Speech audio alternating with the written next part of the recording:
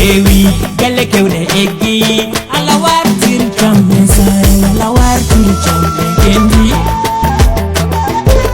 Miɗa yima iku ɗon mo wartir gona jamɗe Sahel.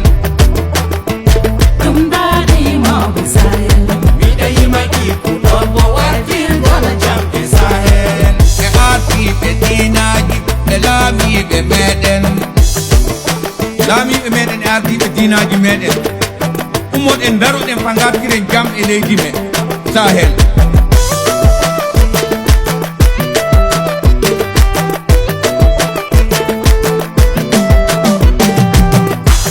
Oh yeah man, oh yeah man.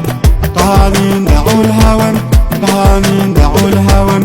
آراكن دامتن تمارين هلنن، آراكن هلن يا إمارة وانتامتن.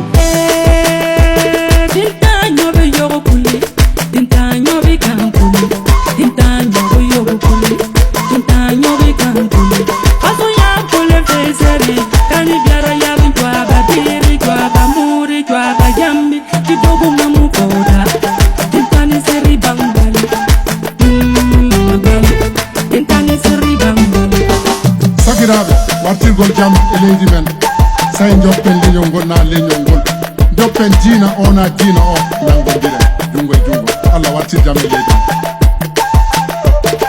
Miɗa yima iku ɗon mo wartir gona jamɗe Sahel. ɗum daɗe yimooɓe Sahel Miɗa yima iku ɗon mo wartir gona jamɗe Sahel.